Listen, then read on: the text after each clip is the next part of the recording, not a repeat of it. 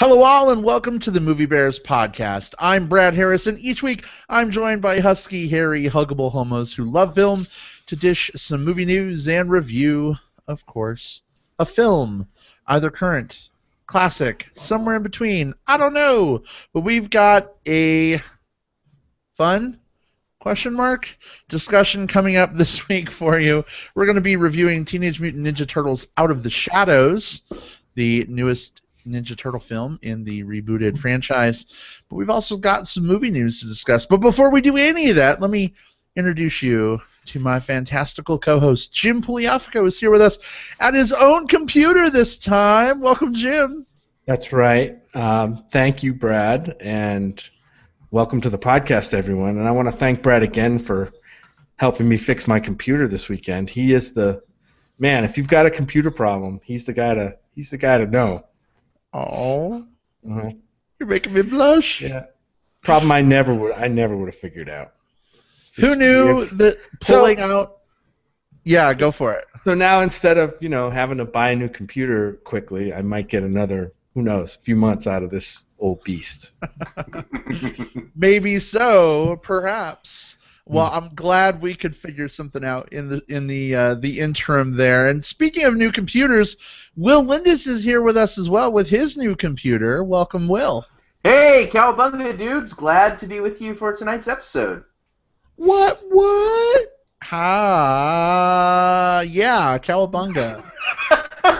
I think Brad broke and just decided to make noises. Yeah. I'm just like trying to make this work in my head, and it's not. But anyway, Make what work? This, I don't know, this discussion. I'm like, we haven't even started yet. I'm like, can we really spend like 40 minutes, 45 minutes talking about this? I don't know. Maybe we will. Trust me, it's gonna happen. I think we're going to have to rely on the questions and comments of some of our listeners to help us through this 40 minutes. Oh, that would be awesome. Yeah. I would like that. Yeah. Yeah, I think that's a good idea. So here's the deal, listeners. You have a handy way of reaching out to us. If you were watching this on YouTube or through Google+, you can go ahead and use the Q&A feature. We'll be keeping an eye on that, answering your questions, responding to your comments as long as they are appropriate for YouTube's age restriction R-rated material. Or if you're watching us on Facebook, feel free to just drop a comment on Facebook, and we'll give you a shout-out as well. But, guys, you're going to have to help us through this one if we're going to have a full-length show, man. Anything to do with teenagers, mutants, ninjas, or turtles is pretty much within the realm of what we're going to talk about. We've got to be careful with mutants, because that's going to pull us back into our X-Men Apocalypse discussion. I thought you were going to say we have to be careful with teenagers. But well, that's where I was going to go, but leave it to me to make the Cosby jokes. So. Oh, God, leave it to you to make it twice, apparently. There's always room for Jello Cosby jokes. I feel sad. Was that really bad? I mean, it's not really bad. I mean, I've heard worse, but at the same time, like, so you're right. Jokes already. Like, we gotta wait till like the 2/3 mark when, like, people are like, when people don't expect it. But it was such a great opportunity for a rim shot with Bill Cosby. Oh boy, I'm not going there. I am not going there. Be right back. I'm going to go take a Silkwood shower. Oh, my goodness. All right. Well, we do have a lot to talk about this week. So, guys, how are we feeling? Are we ready to get right to it? You down? Yeah. Down. I'm excited. Are you down to movie news clown? Mm-hmm. Yes. I am that thing. All right. Here we go, then. Some movie news.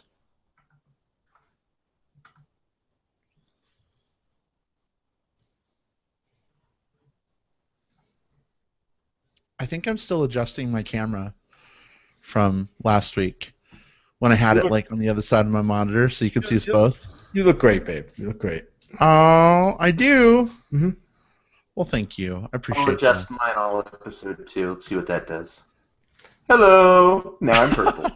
Wow, you're messing with your color settings. For those who cannot see Will because you're listening on digital tape delay, Will is now very red. He was very purple. Now he's very green. Very greenish yellow, looking very jaundiced. It's like watching The Wizard of Oz on Thanksgiving, guys. That scene where they're like walking through the Emerald City and the horses are changing color. I knew those fancy craft beers would catch up with you eventually, Will. Indeed. There we go. I'll go classy as fuck and go black as white. Whoa, you're either a classic Kevin Smith film or a modern day Zack Snyder DC film. Wait a minute, there are classic Kevin Smith films? Yeah, Clerks. I must have missed it. Clerks was black and white. The first Clerks was legitimately good. Both I get you on the black and white thing. It's the classic thing that I'm struggling with a little bit. Yeah, no, Kevin Smith was the next coming of a new generation of filmmakers when Clerks came out. Like, everyone rested all of their hopes on this guy to kind of like bring in this new era of film, and unfortunately he followed it up with Mallrats. So but Clerks was legit good. Yeah, we found some things to like about Tusk as well. Some things to like. Can like it ironically. Oh my gosh, this brings me so much joy. I'm gonna click like on this so many times. Brad's got a Chewbacca mask on, and that's the cool Chewbacca mask, the one that the lady in the video had, right? Yeah. Van Totally. Poelbaum, whatever her name is. I love this thing, except it hurts my head. Yeah. Well, it's because it's made for like a 5-year-old. I'm 5. His inner 5-year-old is enjoying it. Anyway. Looks great. It looks great. Ow, that really hurts to wear on the crown of my head. Okay, now Brad, I challenge you to turn all of this bullshit into a cohesive segue. Yeah, there's no such fucking thing. We're going to talk about a Ninja Turtles movie. Come on. But anyway, movie news. We've had some fun. We've had some banter. Banter is completed. It is now time for the movie news segment. Jim, what have you got? So, let's see. I was reading the movie blog internets today, and I came across something that caught my eye. If you guys remember our podcast, oh, God, now it's almost a year and a half ago, it would have been after we had seen movies at the 2015 South by Southwest. I had seen a documentary that I kind of raved about called Breaking a Monster. And it was a movie, a documentary about these kids, these 3 kids from Flatbush, New York, who happen to be African American, who formed a heavy metal band, and they're trying to break into the music industry, and they're really talented kids, and they got backing gigs at Coachella, and so they're the real deal. And then I love the documentary because it was about not only were these kids struggling with, trying to break into the music industry and the pitfalls of record contracts and parents and, record promoters and stuff, but of course they're growing up. They're like 13 and 14 years old. And not only that, but they're doing heavy metal. Now, I'm no heavy metal expert. I know there's different subgenres of metal music, and maybe some of our listeners, like Mike Lovins, I can think of, would probably be able to school me on metal.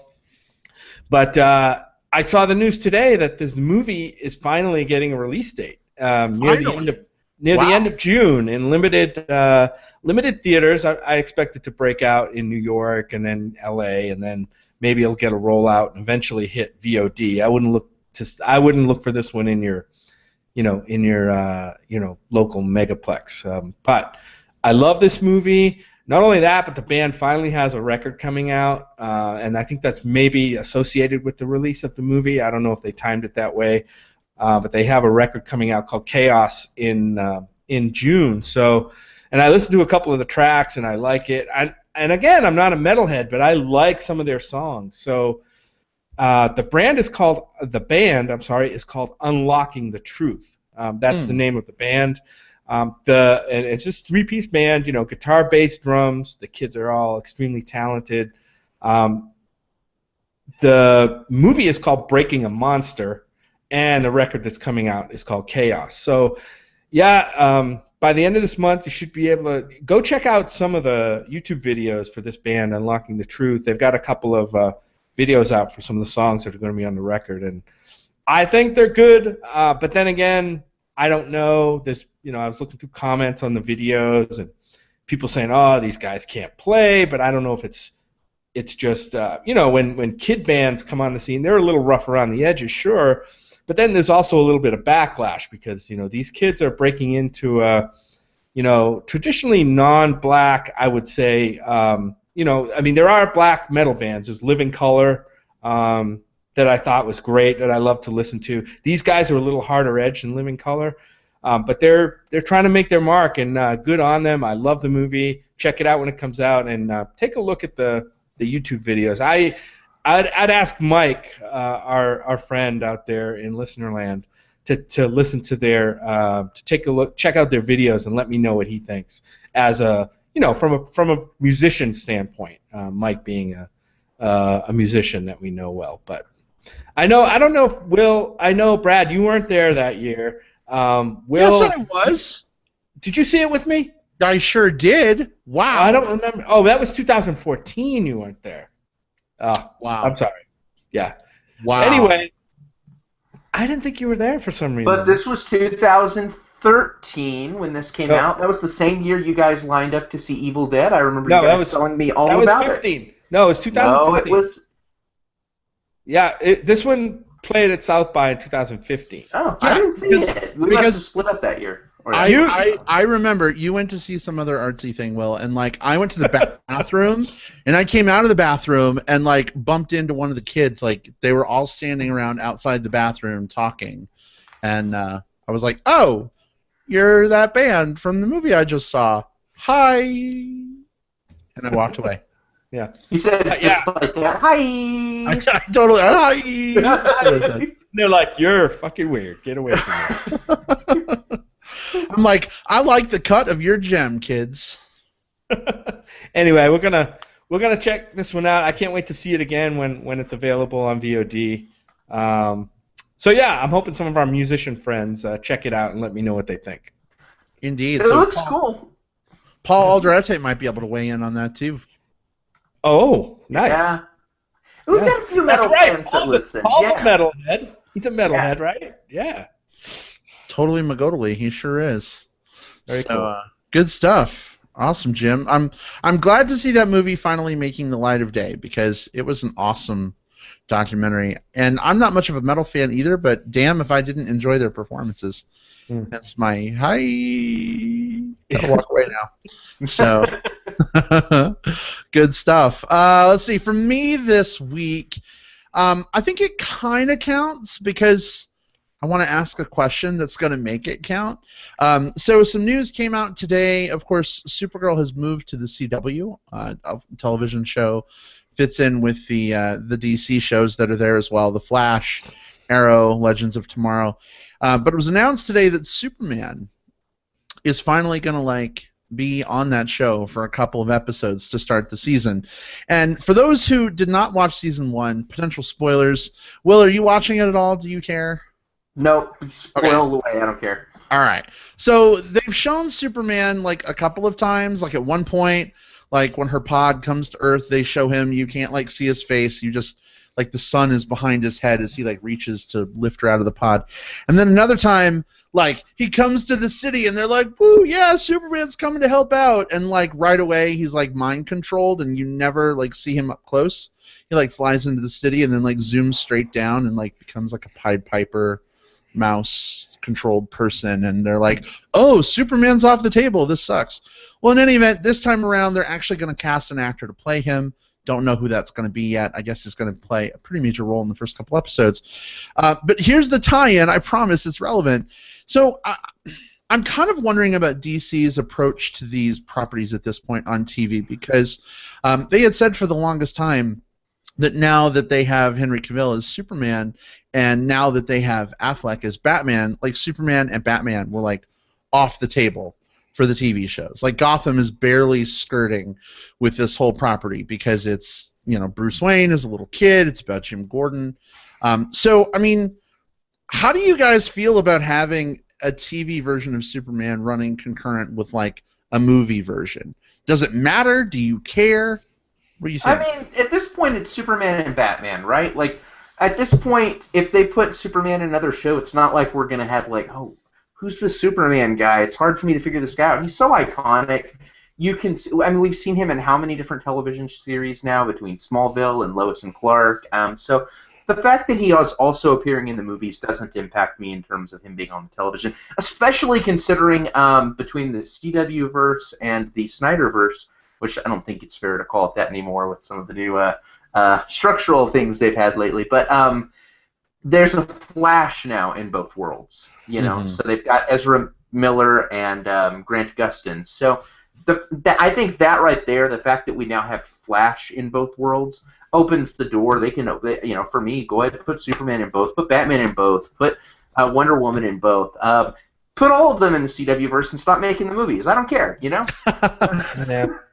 Do you think, Jim? Do you think it dilutes it all? Like people wanting to see the movies if there are TV accessible versions of the characters? I don't think so. I mean, don't we have 2 Quicksilvers going now? I know one's probably not on TV, but don't we have, even in the movies, we have 2 Quicksilvers now? Well, they killed one just to avoid the 2 of them. But yeah, there was at one point in the same year 2 That's Quicksilvers. pretty true. Yeah, there were multiple Quicksilvers. I don't know. It's so the whole comic book universe of movies and TV is so incestuous and full of like retcons and characters that cross over and stuff. It's so confusing to a guy like me anyway. I don't think I really care. I don't think it's going to bother me to see Superman show up in the Supergirl TV show. Now, we don't know if it's going to be Henry Cavill or not? What you said? Yeah, we have no idea who it's going to be at this point. I would hope I would hope that they try to get the same actor. I don't know if contracts and stuff will allow that to happen, but if they're going to do it, I would like to kind of see the same character, the same character with the same character traits and tone show up in the TV show. Now, will that screw up the TV show? Because that TV show is not toned anything like the Superman movies that we saw. So I don't know if that would land like a thud in the middle of the Supergirl show or what. To me, I think that might even be a little more confusing if you had Henry Cavill, because Supergirl exists in the same universe that Grant Gustin Flash does, and Henry Cavill exists in the same universe that the new Ezra Miller Flash does. So if we have the same Superman but with different Flashes, I think that makes the storyline a lot more confusing to me. I almost want there to be just a line in the sand. And yeah, Flash does all of the different multiverse stuff, and but I was going to say, technically speaking, Supergirl exists in a different universe, a parallel universe. She's like Earth 3 or something. Oh, okay. But I take your point. I do take your point, and I think what they did with Flash this season is going to end up with them being in the same universe anyway. But I agree with you. Jim, to your point, I think if they were to bring Henry Cavill over at this point, right, tonally, they're such different things. Like Supergirl and like the world of the Flash are all this like happy superhero puppies, kittens, rainbows, and joy. Quippy and yeah. A little bit, not like fucking Marvel shows though. But if you were to suddenly bring in, they're not, Jim, as someone who watches all the time as opposed to someone who watches from the couch on his phone. Like there's a character on Flash that all he does is twist dials and quip. That's all he does. Well, he has superpowers now, so that's he has superpowers. That's true, yeah. Anyway, but I see your point. I just think, tonally speaking, if they were to bring Henry Cavill over, Will, I agree. I think it would be confusing to fans. Like, is this I don't know. We could probably talk about this for 20 minutes, and Will, you still have a movie news bit to talk about, but I think that would be confusing. I almost either want them to cast someone entirely new that we've never seen before, so we don't have the baggage, or because it's a CW show and Smallville aired on the CW, maybe see Tom Welling, who played Clark Kent / Superman in Smallville, come back. Although I would be down for that. Like, this might actually get me interested in revisiting the CW verse. Yeah. Well, there you have it, CW. Fucking get Tom Welling back. Get us all back on board. Might be a good thing. Maybe. We'll see. but keep Henry Cavill away. I mean, he's so buried to look at. I love looking at him. That's what happens when you drag a non-comic book reader's opinion into the mix, right? It says the absolute wrong thing. No. Your opinion is just invalid. It has nothing to do with comic book versus, knowledge versus not. It's just. And it has nothing to do with just so hard. It has nothing to do with right versus wrong either. Like this is very subjective. I guess what I'm saying is it's just all very hard to keep the different universes and stuff straight. I mean, I don't know. If you can have 3 fucking Earths, I guess you can do whatever the fuck you want at this point, right? So it's just hard from somebody who doesn't really have the energy to keep everything like all sorted out to want to deal with they're bringing on another Superman, great, I don't know. It just doesn't do much for me. So it's kind of a meh, roll over and blah from you. And that's why I wanted to ask the question, because, Jim, primarily as like a movie guy where these movies are concerned, you don't really access the TV shows much. Yeah. If it doesn't excite you, you know what I mean? I don't know. Right. Yeah. No, not many people like me are probably watching those shows anyway. I mean, they're for fans, and so whatever makes the fans happy is what CW should try to do. Okay. Well, there you have it. CW, listen in. All right, Will, what have you got this week? All right, so we heard a while back about the Pacific Rim film, Pacific Rim 2 film, kind of going in, going out, going in, going out. Is Del Toro doing it? No, it's not happening. And so it is now happening. That's not new news. The sequel is going to be directed by Stephen S. Knight. This is his first feature. But this is the guy that did the Star series Spartacus. He was the showrunner for season 1 of Daredevil, which was quite good. Wrote episodes of Buffy, Angel, and hey, he also wrote episodes of Smallville. So that was a nice little tie-in. Good job, Brad, for picking that news item that tied into mine. But most specifically, there is a major character attached to the new Pacific Rim 2 film, and it's John Boyega, who we know as Finn from Star Wars. And he's set to play the role of a character who is the son of Idris Elba's character from the first film. Sweet. I'm all about this news. John Boyega is a great actor. Loved him in Attack the Block. Loved him in this. And I love the fact that we've got him. He's got a lot of things in his future between this and doing he's the voice actor in the new Watership Down animated series. This John Boyega is really blowing up right now. So I loved Pacific Rim. I love John Boyega. You already love Pacific Rim 2. Yeah, well, I'm already excited about it. This is going to be like this is a match made in heaven for me. So bring it on. But how do you guys feel about John Boyega and Pacific Rim 2? As someone who is really not into the first Pacific Rim movie, I'm excited. Wow. Wow, I am super impressed. Are you?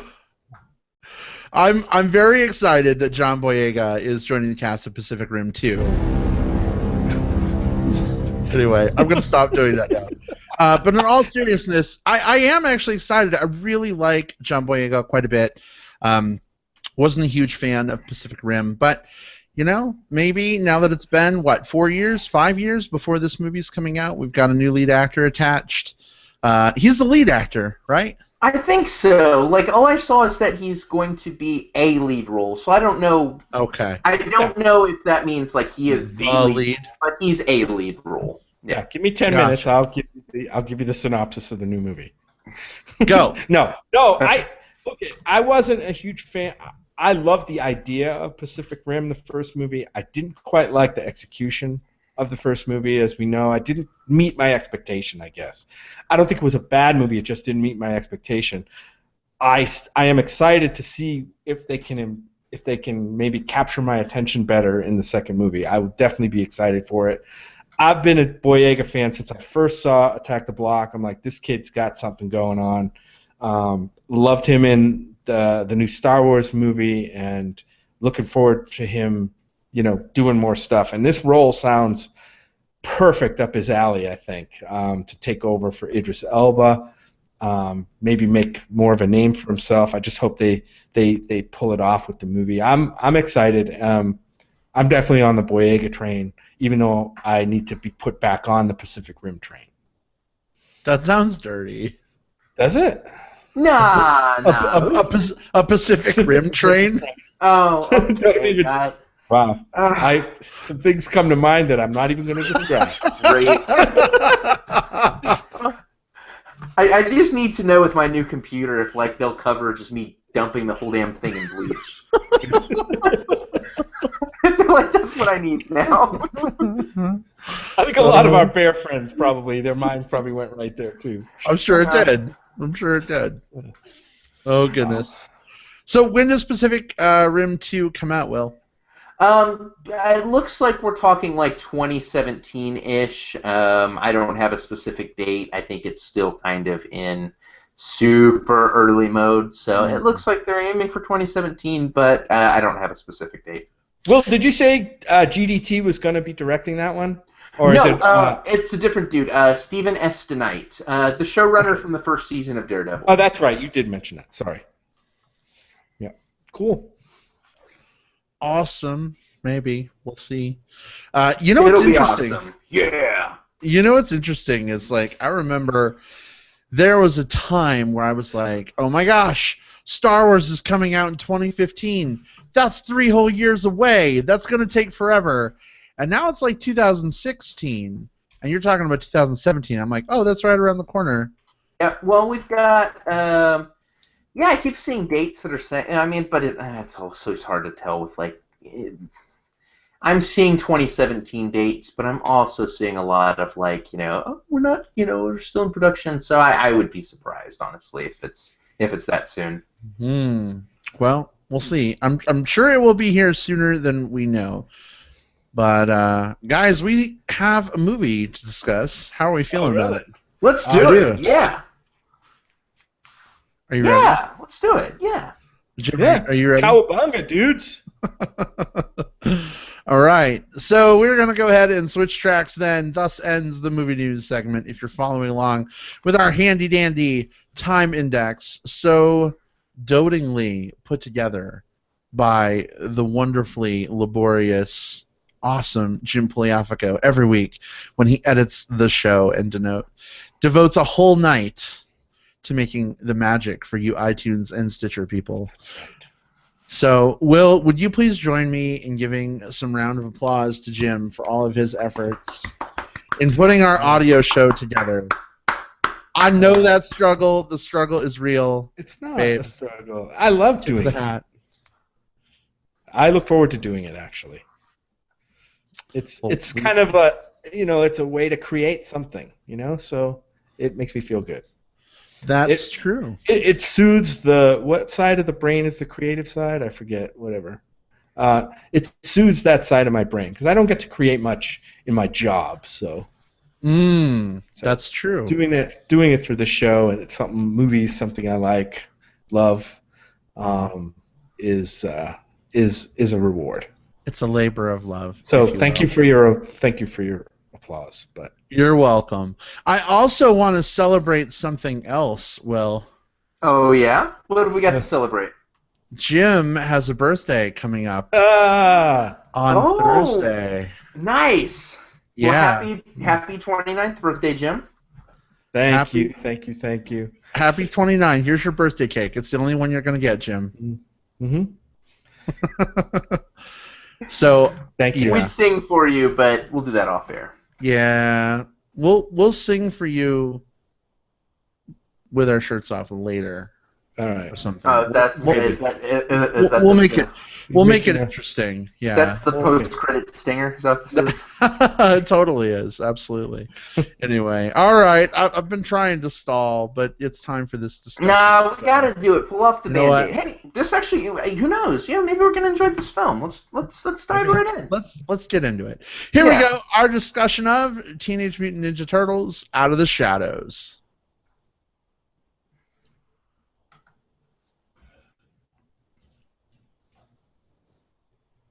So, the main thing we need to remember about the Ninja Turtles, guys, is that Splinter taught them to be ninja teens.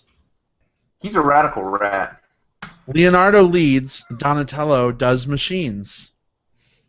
Mm-hmm. Raphael is cruel but crude. Give me a break. Michelangelo is a party dude. Party dude. Yes. Party! God, this is like infused in my DNA. Like, I think Isn't it? that. Well, I mean, for a lot of us, I mean, a very specific window of time, people who were a very specific age when that cartoon was out, I mean, Teenage Mutant Ninja Turtles was everything. Like, it was your backpack, it was your lunchbox, it was your T-shirt, it was your action figures, it was your Saturday morning cartoon. It was the reason why you had to have pizza for dinner tonight, because that's what the Turtles ate. And it's why you had to listen to motherfucking Vanilla Ice every day. It's why you went and saw the Teenage Mutant Ninja Turtles musical tour. Go Ninja, go Ninja, go! Because I saw the Teenage Mutant Ninja Turtles musical tour when I was like 7 or 8. Wow. I did too, but did you go see TMNT on Ice? I didn't see TMNT on Ice. It's not something we had, but the musical tour was a real thing, and YouTube it, guys, because it is. Oh, it's magical. It is amazing. Like, if you haven't seen the musical tour, it's the Ninja Turtles, but instead of like their normal outfits, they're wearing like torn leather jackets over their shells, but they're color coded with like rhinestones. Each has an instrument they play, and they fight the Shredder, but like through music and the power of like rock and roll friendship. It's so amazing. It's bad. Don't get me wrong. It's awful, but it is amazing, and you have to watch it. Yeah, it was super cool. Like, that totally came to South Bend, Indiana when I was a kid, and South Bend was like, I don't know, 45 minutes away, so it was kind of a big deal that we, like, drove out to see it. Check out this awesomeness, Jim. How cool is that? Wow. Jesus, those teeth. For those of you who are listening instead of watching right now, you can't see the amazing magicalness of the TMNT musical tour outfits. But Teeth look so fake and animatronic there. It looks like, and this reference won't go over for everybody, but like these look like characters that could appear in like Five Nights at Freddy's, the video game series. Like seriously, these things are gonna jump scare at me in the middle of the night, and I'm gonna shit my they're pants. kind of scary. Yeah. just a little bit. Those mouths are kind of crazy. Right? It's almost like I don't know, you'd see them at a bar somewhere in the dark.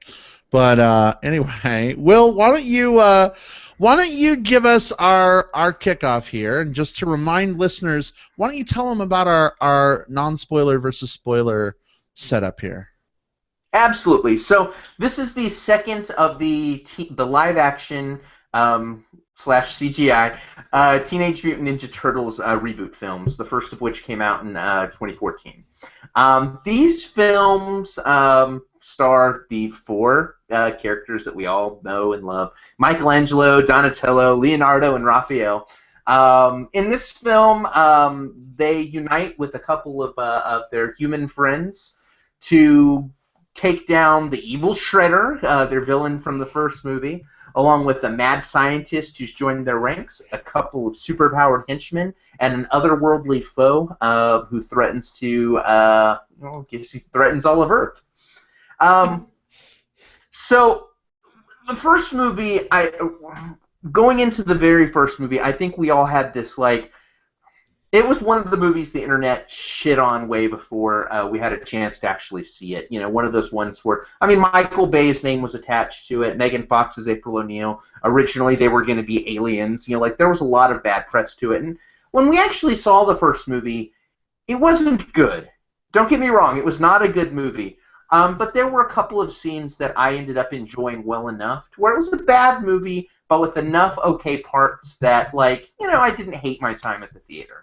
Wouldn't recommend it, but it didn't make my worst of list. And then I saw this one.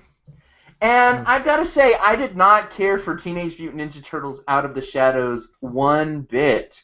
I felt like the characters were, instead of just going from kind of over-the-top caricature like they did in the first film, I think they crossed the line. Each one was obnoxious in their own way. And it's really hard when you've got 4 characters who are like in a boxing match to see which one will annoy you the most. Sorry, guys, you all win. Megan Fox, who I think wasn't awful in the first one, wasn't good. She was awful in this one. She really had no purpose except for to be male gaze eye candy, and it just didn't work for me. We've got Tyler Perry showing up in this film. He's awful. You've got Will Arnett's role in this. God, Will Arnett was awful in this. The story was awful. The characters were awful. The plot was awful. I mean, if there's anything to be said about this film positive, I think this film really tried to kind of cash in on a lot of nostalgia. A lot of the characters that we see are kind of ripped from the cartoon series from the late 80s, early 90s. A lot of the character beats are ripped from that. The problem is they don't translate. 20 plus years later, and animation to live action. Just referencing the thing that we liked as kids is not enough for a good movie make. So, I'm very strongly recommending you save your money and skip this movie entirely. There's maybe 1 or 2 things that did not suck in this movie, but I really don't want you to spend that much money to see a couple of things that at best are okay. Hard pass for me. I hope you guys liked it better than me, but I'm not optimistic. Well, for those of you who are watching us live, we are going to protect you from spoilers. Will has already done a great job of giving you his initial thoughts, spoiler-free. But if you don't plan on seeing this movie, if you want to listen to spoilers, hang around. We'll give fair warning. If not, we'll tell you when to kind of tune away. But, Jim, what were your thoughts here? Is this one worth checking out, or was it a hard pass from you too? No, I can't recommend this movie either.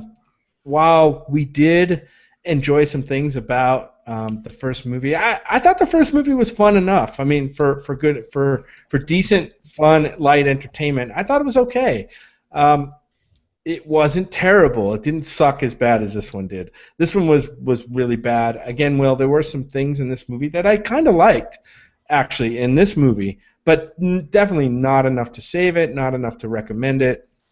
I will say that some of the effects in this movie weren't too bad for what it was, for over-the-top, crazy effectiveness. And so that was one of the things that I kind of liked. There were a couple of scenes, action set pieces that I liked that worked pretty well for me. And there was kind of a secondary storyline between the characters that I kind of thought was pretty interesting, except it just got buried in a stupid plot with a stupid villain. And eventually a lot of that other stuff was so forgettable. If they had focused on some of the other story elements, I think it could have been a little bit better. This is really a pass for me. I just can't recommend it. We saw it in 2D. I don't think 3D would have improved it. It means you just would have spent more money to see a sucky movie. I'm gonna see if Brad can offer some positivity on this movie. A little more positivity, maybe. Well, all right. I'll do my best. I would say I didn't hate this movie as much as I think. Maybe hate is a strong word. I didn't dislike this movie as much as you guys did. It certainly is not a great movie. It certainly isn't anywhere near as enjoyable as I found the first movie. But I think there were some redeeming qualities to it. I don't want to... It's hard to go into them without going into spoilers. There are some characters that show up from the cartoon that were not in the first movie. And it may be okay to talk about those ones, Brad, because they were really heavily featured in the trailer. That's true. So Rocksteady and Bebop make their appearance, and oh my God, has the Tumblr furry community gone crazy over them? Oh, have they? Oh my God, my Tumblr feed, guys, has been like nothing but like screenshots from the trailers and people taking pictures in the movie theater of like their bellies hanging out, and so that's kind of interesting. But it was kind of fun to see them. Although I will say they were like comedically hammed up. like way more than they should have been. They just were not, for me, like a menacing threat. So I didn't enjoy seeing them as much as I could have, but I do like that I got to see them as sort of a movie version. Baxter Stockman is kind of one of those characters that I also enjoyed from the cartoon, although I enjoyed him more in the cartoon when he became like his Fly alter ego. I guess potential spoilers for Ninja Turtles, some other movie. Maybe that will happen someday. I don't know. Maybe it happens in this movie. I don't know because I'm not spoiling you. But I felt like, I don't know, Tyler Perry was okay as Baxter Stockman. It could have been worse. But when that's the best thing you can say, I don't know that that's a great compliment. I will say Stephen Amell is in this film playing Casey Jones. And I think, you know, as Casey Jones goes, he was pretty awful. Yeah. As Stephen Amell goes, he was pretty awful. And I'm trying to figure out if it's Stephen Amell's fault or just the terrible writing for this film. I think we have to give Stephen Amell a pass on this, right? I think we have to give all these cast members a pass. Right, and that's where I'm going with this. So, you know, to Stephen Amell's credit, I mean, he can do Goofy. Okay, he can do decently well. But, I mean, his main claim to fame lately is Arrow, which, I mean, his character is like the titular, like, brooding superhero. So, you know, sometimes he has little moments of light. But, I mean, funny and comedic and light is not typically something you see out of Stephen Amell. So it just felt like he was having a hard time sort of getting a grip on the content, so to speak. But God love him for trying. I'm sure it wasn't easy to work with what was given. You know, so that's good, I guess. Yeah, go ahead, Jim. Did you have a comment there? Yeah, I have a question for you guys. So you guys grew up with the Teenage Mutant Ninja Turtles in your childhood and kind of have a nostalgia for it. Is the tone of this movie like the tone of the shows and movies that you watch? This kind of overt silliness and you know, breaking into silly stuff in the middle of life and death battles and stuff like that. Is that kind of the tone of the show? Do they have the tone right? I mean, the tone is kind of right. I think the problem is, for me, the problem is that they didn't. There's no real straight man in this movie, and what I mean by that is, in the cartoon series, you had the Turtles were a bunch of, you know, kind of like crime-fighting douchebags.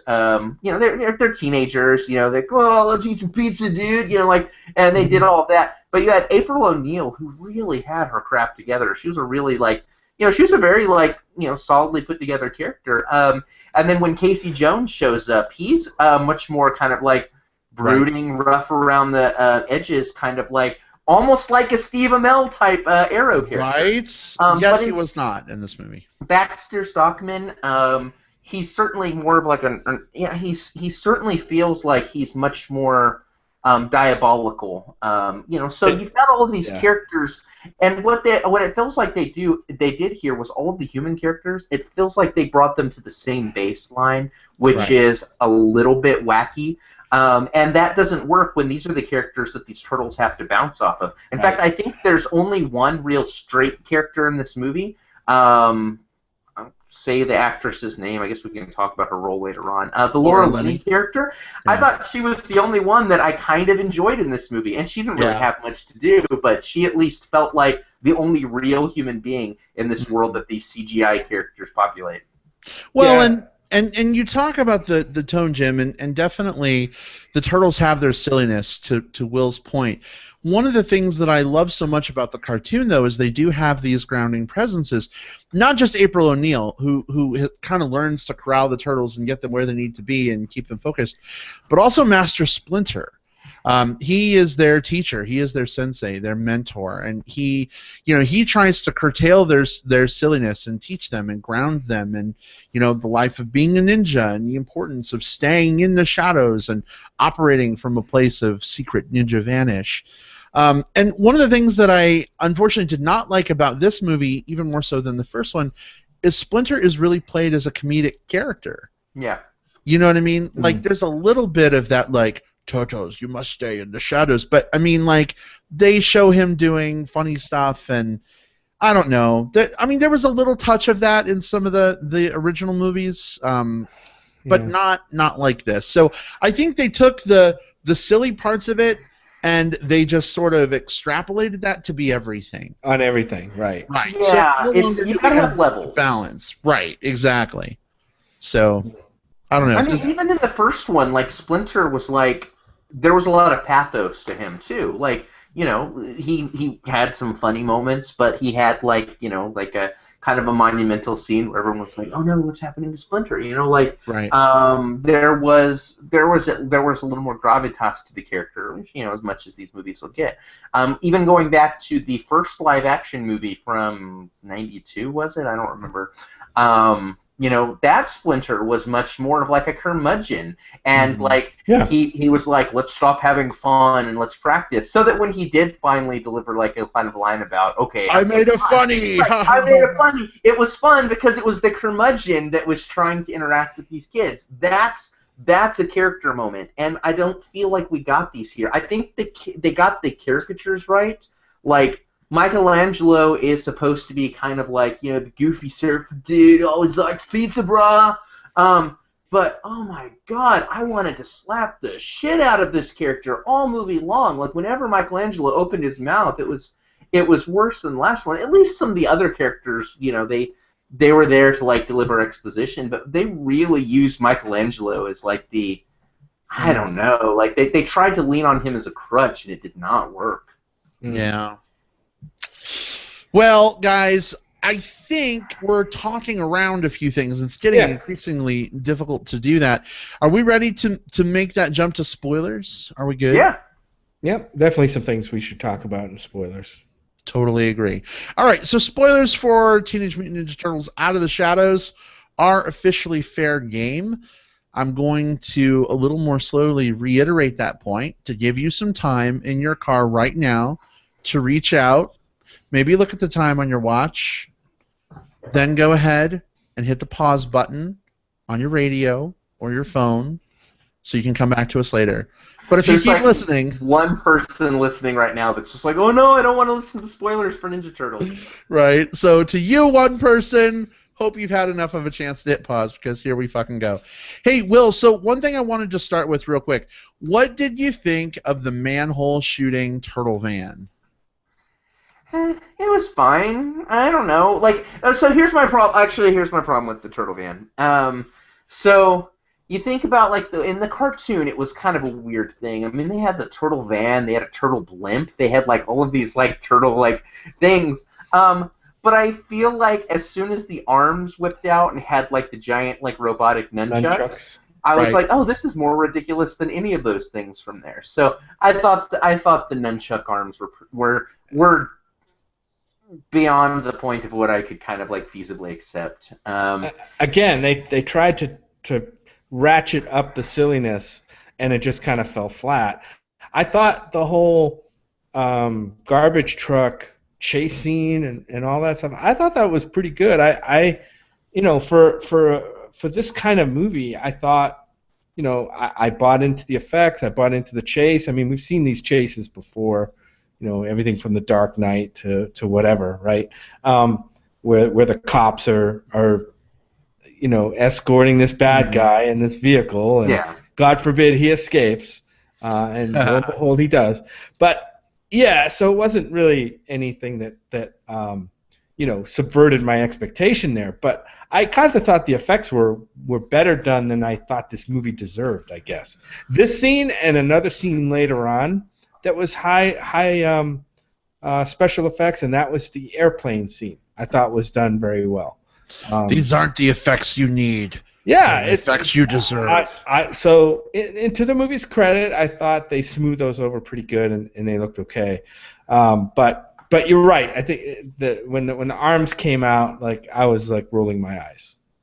Yeah, I mean, there were some things that I liked in that scene. There's this one spot where the entire sequence, or the entire portion of the sequence, was the back of the van comes up, there's a bunch of motorcyclists back there, and Raphael kind of leaps out and clotheslines some dudes and like does some like riding on the motorcycle's back, and it's over the top, but it was fun. It was interesting, and like it makes sense for this world. I liked that. I didn't like the stupid arms, but whatever. Like, I don't feel like I checked out from the movie at that point.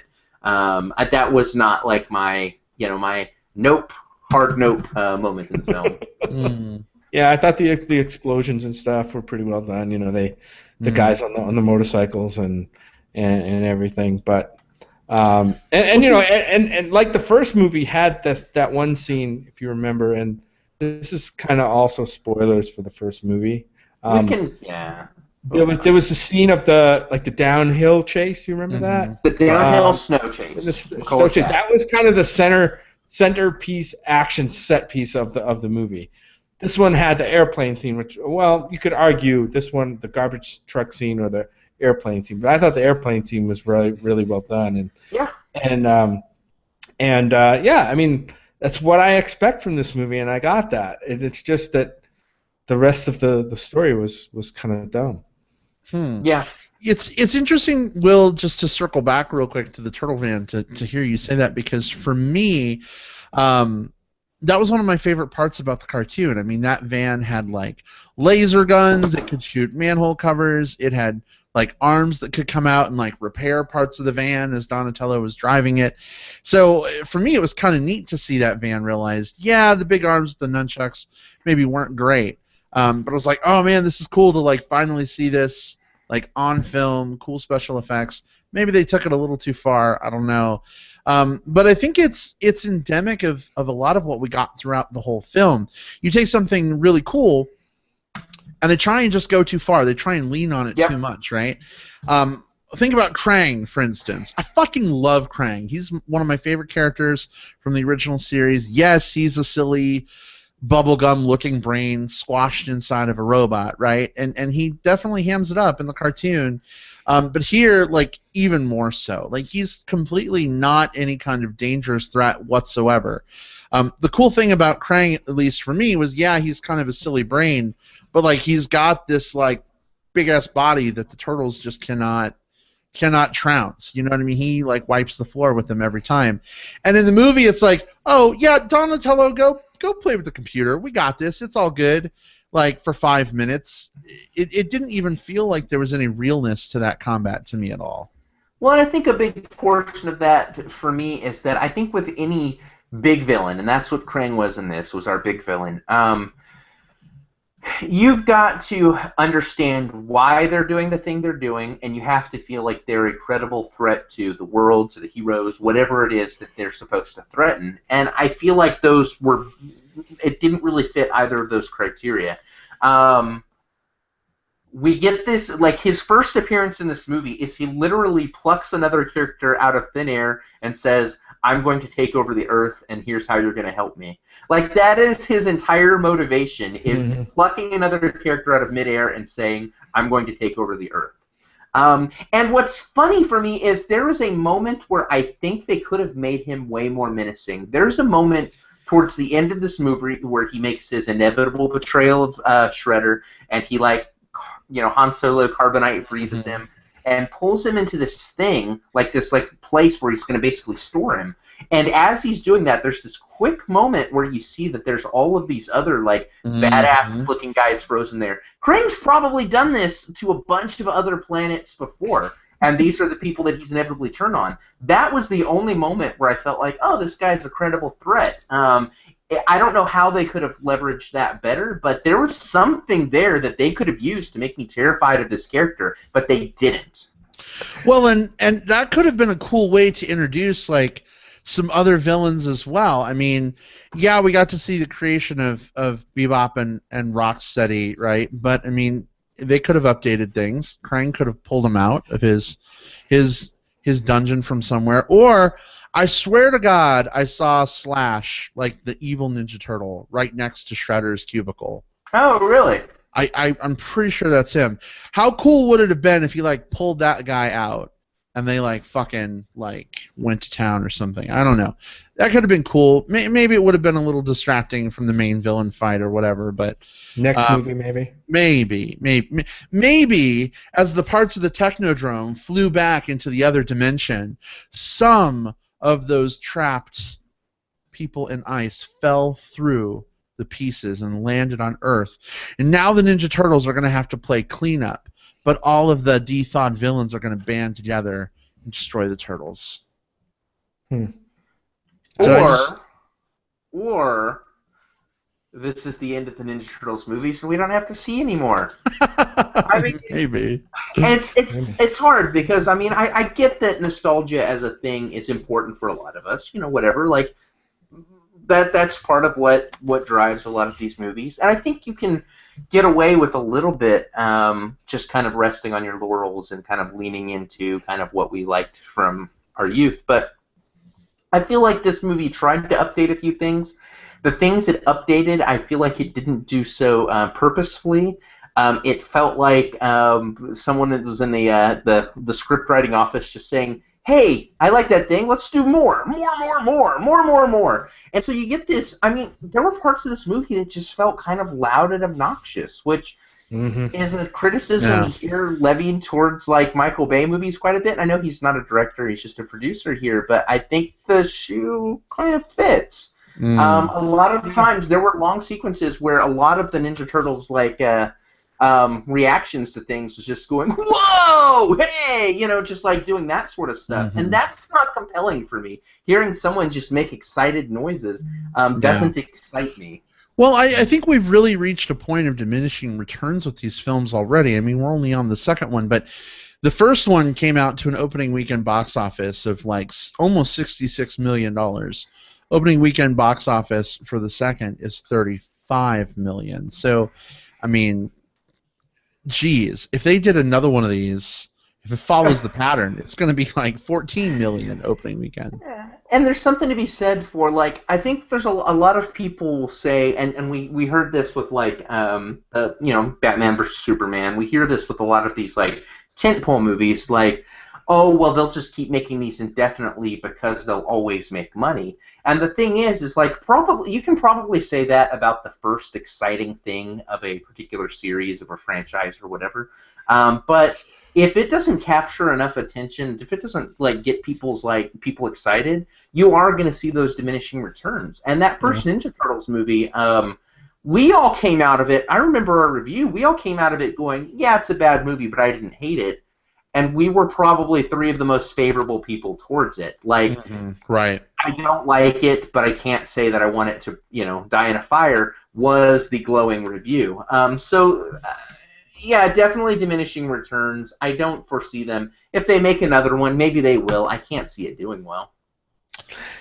Yeah, I think the first movie did okay because, there were people that had that built-up nostalgia, and here they were launching again into this universe that people like yourselves of that generation had this nostalgia for, and they were excited to see what was going to happen with the movie.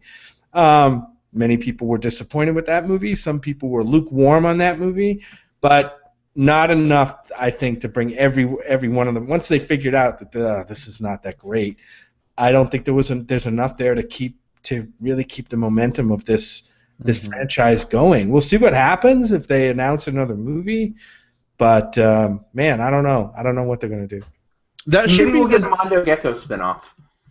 Maybe. Jim, that should be the tagline on the poster. TMNT out of the shadows. Quote, "Man, I don't know. Jim Pugliafco, Movie Bros Podcast." I like that. We should have more quotes. I agree, totally. Actually, if you look, I mean, this one's actually getting slightly better reviews than the first movie, which I don't really understand, but I don't know. And I think the bad reaction to the first movie has pretty much killed the franchise.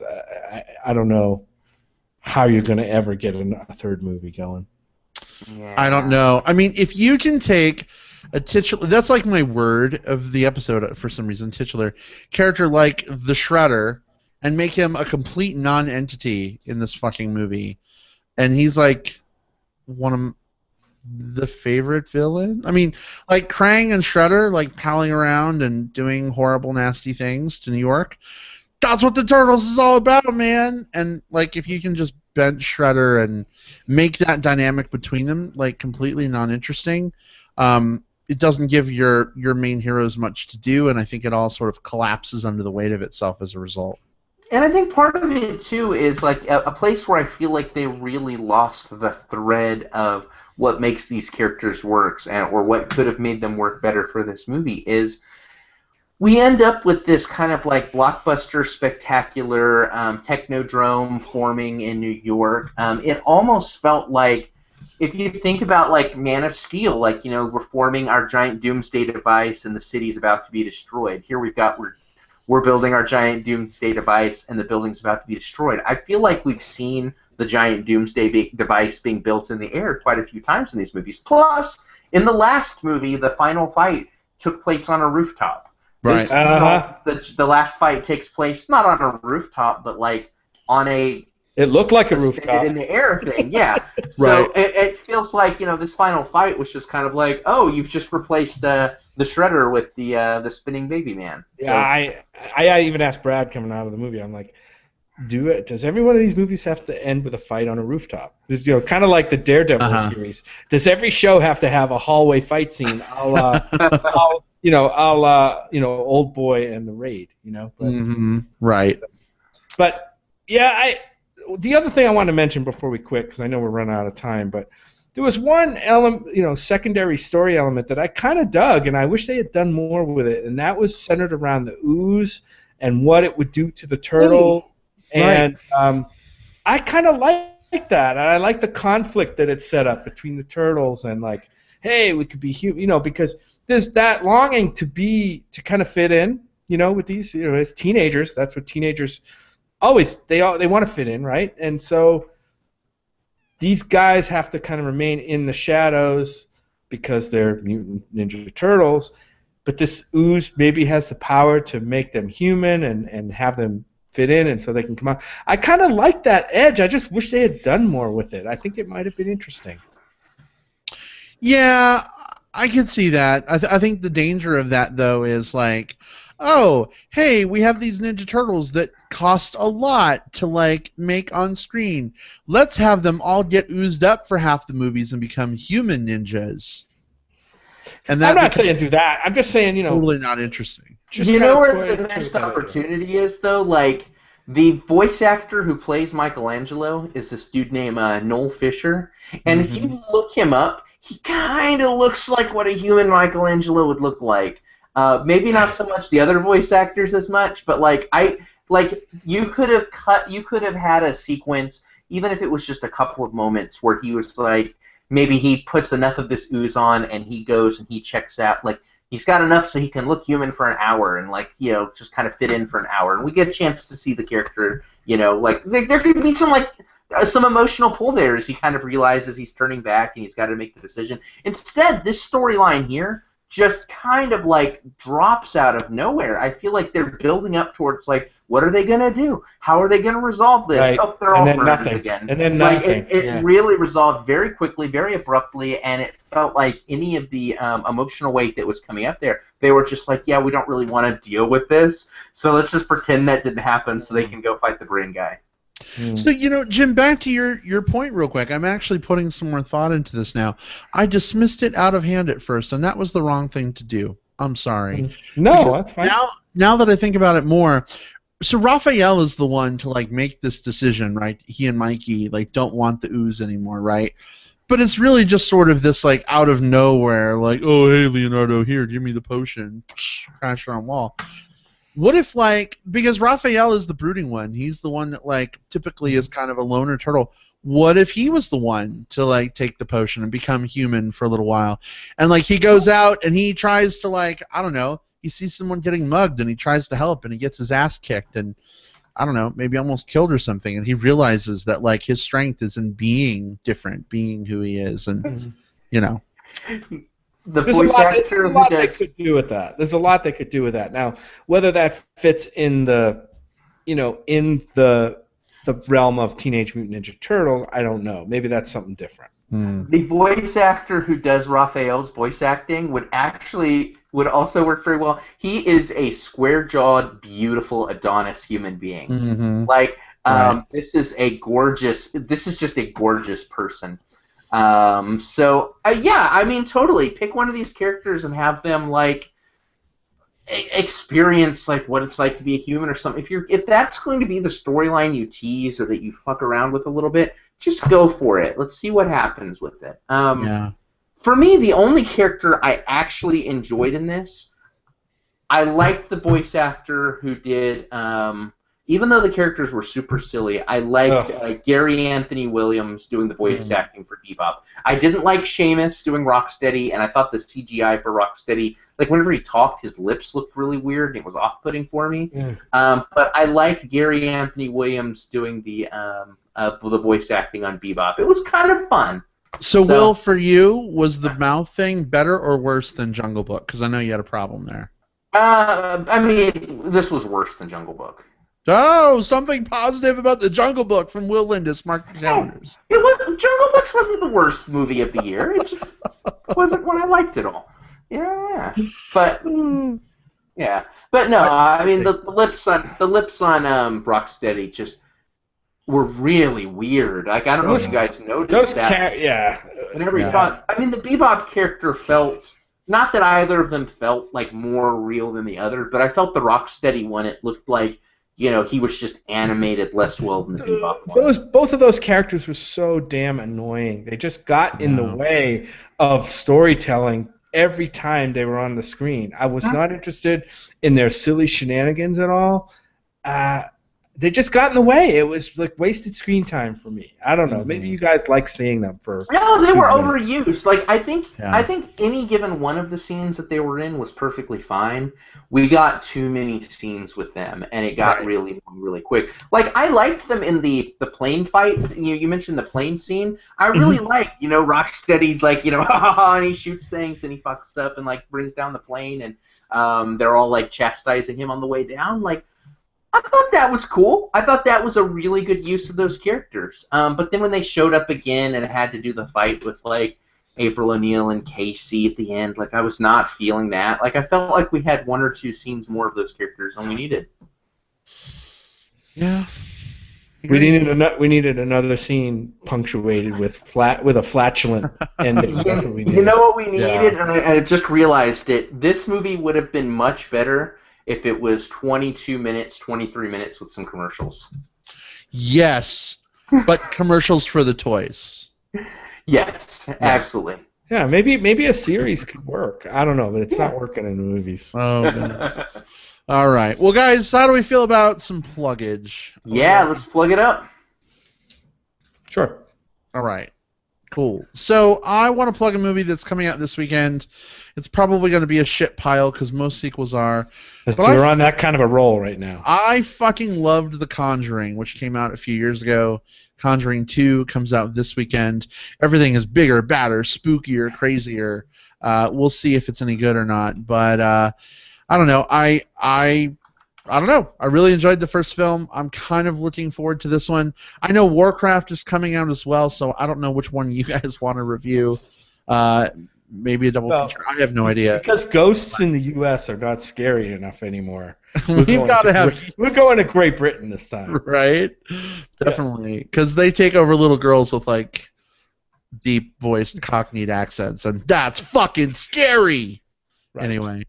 So that's my plug. I'm excited to kind of go see this movie. It may not be great, but if you were a fan of The Conjuring, we won't talk about Annabelle, but if you like The Conjuring, don't forget, it's coming out this weekend. Check it out, maybe. Will, what you got? This is going to be the hardest week for me to plug just because I'm doing my festival screening. We've got a festival in September. People should come see it. I'll plug that really quick. Austin Gay and Lesbian International Film Festival. If you're in Austin in September, come see it. It's a lot of fun. But we had a new batch of films come in, and between that and a few things I've been watching, I've watched like 20 plus movies in the last week. So they're all blurred together a little bit in my brain.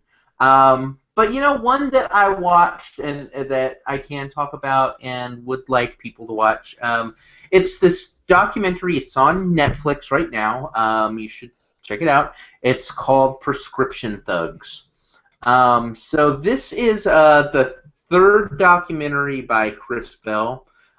This is the same guy that did, I think I plugged it on the show before, Trophy Kids, and he also did Bigger, Faster, Stronger.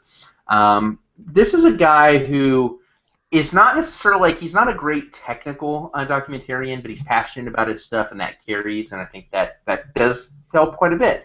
And it's a documentary about the abuse of prescription drugs for him and his family, and it kind of looks at big pharma, kind of how the industry feeds into kind of our own addictions and things along those lines, as well as the fact that we can't turn things down, like, we're as much a part of the problem as big pharma is. It looks at kind of every angle as to why he ended up with this abuse of prescription drugs, and why some other things happened as well that I won't spoil. But yeah, it's not a 5-star documentary, but it's certainly one that's an enjoyable watch. It's a very passionate filmmaker, and I've enjoyed all 3 of his films. It's called Prescription Thugs, and it's on Netflix.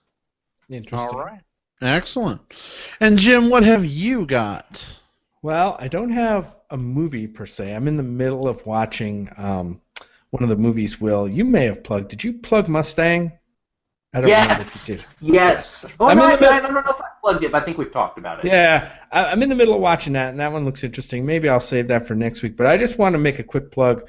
We mentioned our friend Mike Lovins before. Well, his husband Peter posted something on Facebook that is movie related that I absolutely love, and it's a video of the kind of on ice player introductions for an American Hockey League team called the Lake Erie Monsters, and they actually come out of a giant toothless head. Oh, on the ice. So check that out. It looks freaking awesome. The hockey players are coming like right out of this giant inflatable toothless creature that's on the ice, and it's really cool. So check that out. We love How to Train Your Dragon. I cannot wait to get some news about the next movie. Hopefully we'll start seeing something soon, I hope, because I'm really excited for them to cap off that trilogy with another movie. Awesome. So they're coming right out of Toothless's head. Is that right? Yeah. Have you seen this video? Are you trying to look for it?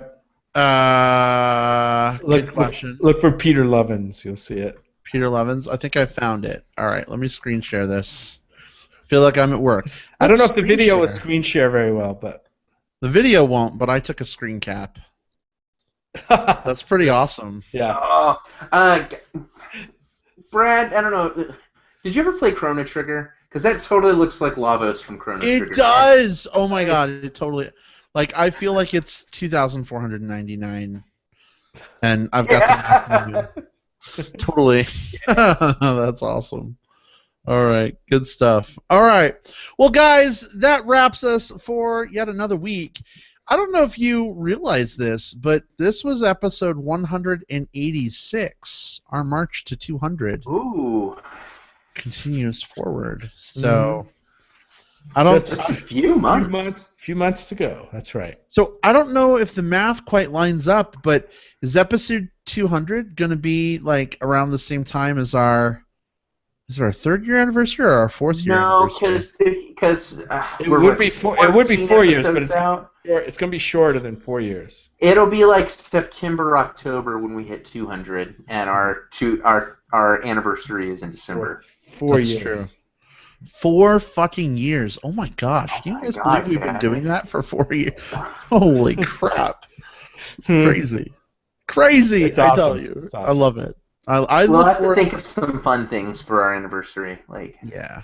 Some good milestones, I don't know, we'll find something. And hey, if anyone's got any good ideas for us, we'll totally crib them from you and credit you too. So let us know what you guys think we should do for our milestones. Indeed. Yeah. Would love to hear that. That would be that. Awesome. Well, we just had one person tune in, and we're about to tune out. So whoever you are, I'm so sorry. You should have been here an hour and a half ago when we started the show. We should just put Game of Thrones, the words Game of Thrones, in everything we put out, so just get people on board. Nice. We should have like a little Game of Thrones like 2-minute segment. Like, oh yeah, did you watch Game of Thrones? That's awesome. Okay, now on to movies. But that's what MBP TV is for. That's true. That's true. That's true. That's true. That's true. That's true. True that. Anyway, It is known. it is known, Khaleesi. All right. We're out.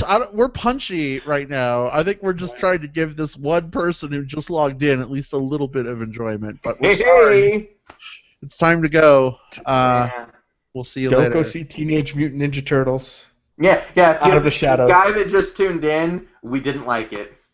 So that's the capsule review. Teenage Mutant Ninja Turtles was 6 thumbs down.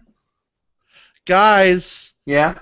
We just got a live comment from Eric, who says, "Thank you. You guys made my night," with like 3 smiley faces. Oh, yay. Eric, Eric, you made our night. You made our night. We're so glad you tuned in for the last 3 minutes. I'm sorry there's not more show to enjoy, but hopefully you'll watch the rest on YouTube when it's available a little later. But Eric, big hugs. Good to hear from you, our handsome friend. Have a good night, Eric. Good night, everybody else. We'll see you next time. Goodbye, guys. Goodbye. Bye-bye.